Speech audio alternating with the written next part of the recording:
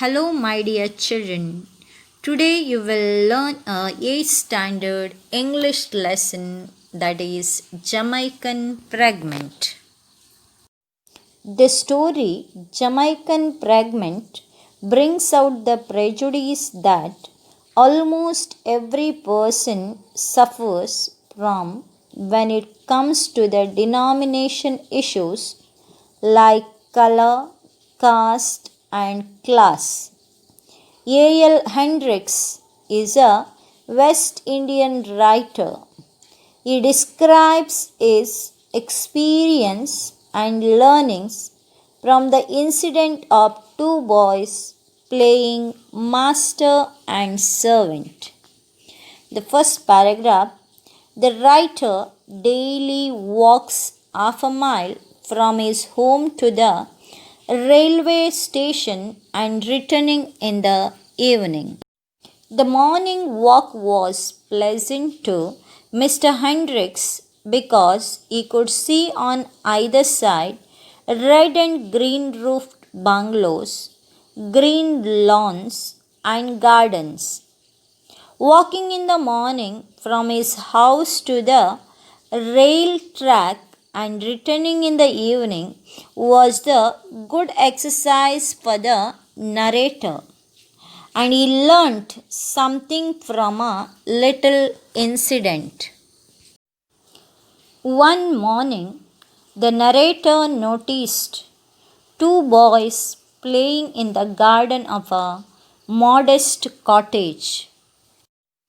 Both the boys were young, strong, and sturdy. They were dressed in blue shirts and khaki pants. They wore no shoes and their feet were muddy. One boy was 4 years old, perhaps, but the other was 5. The big boy was very dark, with a mat of coarse hair on his head and coal black eyes. But the small boy was white with hazel eyes and light brown hair. These were the similarities and differences we can make out between the two boys. While playing, the smaller boy walked majestically up and down and shouted in a commanding tone at his bigger playmate every now and then. This time, the black boy was commanding while the little white boy was doing everything. The dark boy was striding imperiously up and down the lawn, while the white boy was walking obediently behind him. This sight surprised the narrator. Pick up sticks, jump into the flowers, and get me some water were the 3 commands given to the bigger black boy by the small white boy. The narrator saw the white boy imposing his will upon the black boy, and the black boy submitted. This made the narrator to think that the black boy could be the son of a servant. But both the boys, being dressed alike in blue shirts and khaki pants, made the narrator to think that the black boy could be a classmate of the white boy. Was it that even as a boy he sensed that in his own country he would be at the white man's beck and call? Could he make a difference between himself and the white boy? Could he think that he was going to boss over the black man? For these questions, the author could not find any answer. So inferior that even in their infancy the blacks realized their deficiencies and accepted a position as the white man's servant. These questions arise in his mind, but he cannot find any answer. The whole day he went on asking these questions to himself. For a whole day his faith in his people was shaken. When he passed by the same place in the afternoon, the little boys were not there. The next morning, the boys were there again, and a man was standing at the gate watching them. To his surprise, the dark boy was commanding while the little white youngster did everything he was told to do. "Get me a banana and peel it for me," were the two commands given by the black boy to the white boy, and he did that work.